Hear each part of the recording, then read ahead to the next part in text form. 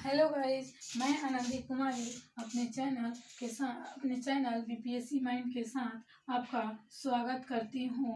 और आज का टॉपिक जैन धर्म है। जैन धर्म का आज केवल सामान्य परिचय ही हम जानेंगे और शेष कल हमें पता चलेगी कि इससे भी मतलब 2 पार्ट होंगे। तो ये पार्ट 1 है और इसका प्लीज़ यदि आप इस चैनल पर नए हैं तो इसे सब्सक्राइब करें ताकि जो भी आगे वीडियो बने उसका नोटिफिकेशन पहुंच जाए। लाइक शेयर करना न भूलें।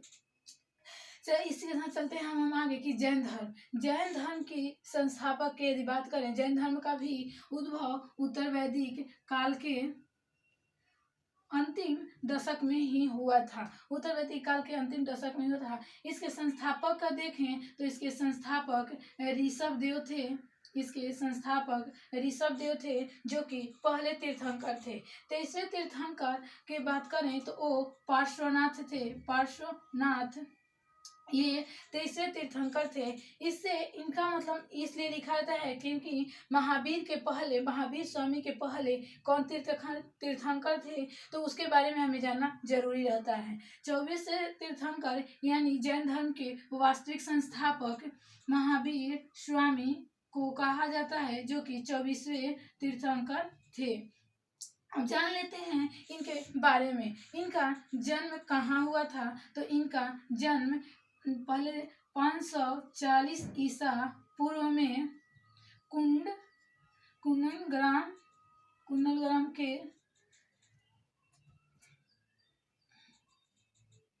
कुशीनगर में हुआ था। बचपन का नाम इनका सिद्धार्थ था। सिद्धार्थ नहीं, वर्धमान था। बचपन का नाम इनका वर्धमान था। इनके पिता का नाम सिद्धार्थ था और इनके माताजी का नाम त्रिशला देवी था। जो कि यदि ये 2 चीज पूछता है कि किस कुल के थे और वंश भी पूछता है। तो कुल का यदि हम बात करें तो ये कुल क्षत्रिय कुल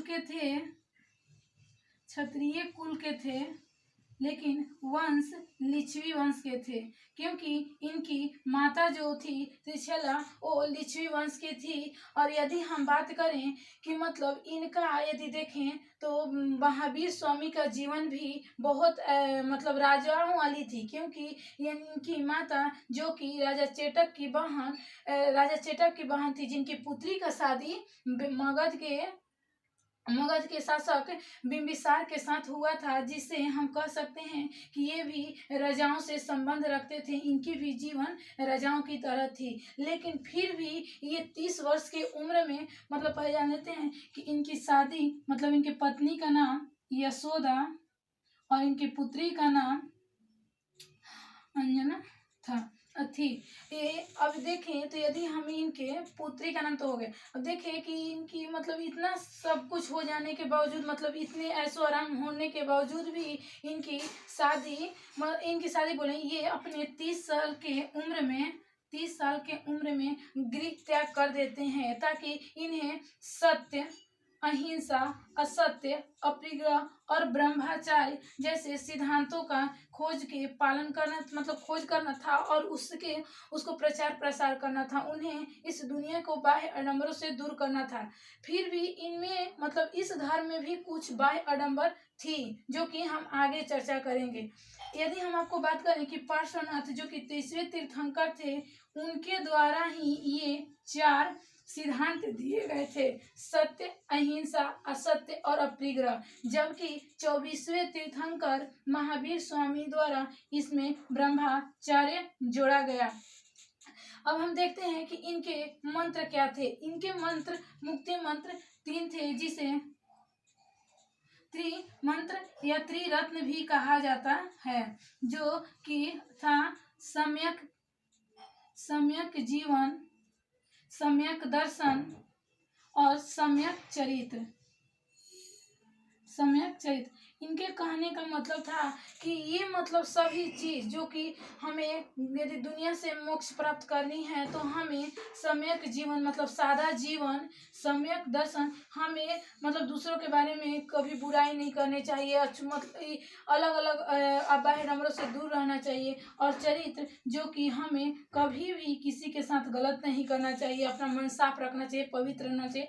इसके बारे में इन्होंने जो भी अपना उपदेश दिए उन्हें ये त्रिमंत्र यानी मुक्ति मंत्र का नाम दिए, और इनकी मृत्यु 468 ईसा पूर्व हुई। इनकी मृत्यु 72 वर्ष में हो गई थी। यदि हम बात करें कि ये मतलब बौद्ध धर्म में, जबकि बौद्ध धर्म के संस्थापक ऋषभदेव 6 वर्ष मतलब यत्र तत्र घूमकर अपना मतलब स्थायी जगह घूमकर बोध गया में उन्होंने अपना ज्ञान प्राप्ति किए, तो ये 12 वर्ष घूम कर ये अपने ज्ञान की प्राप्ति किए, और उसके बाद इन्होंने एक ऐसे धर्म की स्थापना किए जिसके कारण ही जैन धर्म के वास्तविक संस्थापक महावीर स्वामी को कहा जाता है।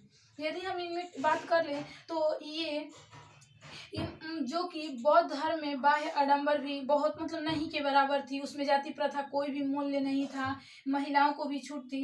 लेकिन इस धर्म में महिलाओं पर प्रतिबंधता थी, कुछ महिलाओं पर प्रतिबंधता थी। उसके बाद देख लें तो शूद्र लोग पर भी प्रतिबंध थी, मतलब जाति या अमीर गरीब इससे भी ये मतलब अछूते नहीं रहे, ये बाह्य आडंबर के में फंस गए, और इसके कारण ही ये ज़्यादा भारत या बिहार में प्रसार नहीं हो सका। यदि देखें तो बिहार में जैन धर्म का उद्गम स्थान कहाँ है, तो बिहार में ही इसका उद्गम स्थान भी है, और उद्गम स्थान होने के साथ साथ इसका मतलब यही इसके संस्थापक का भी जन्मभूमि है, इसका भी जन्मभूमि जैन धर्म का भी बिहार ही है। इसीलिए मतलब ये देखे तो ये पूरे देश में उतना विकास नहीं कर पाया जितना कि जैन धर्म मतलब बौद्ध धर्म किया। इसी के साथ आज बस इतना ही, कल आगे।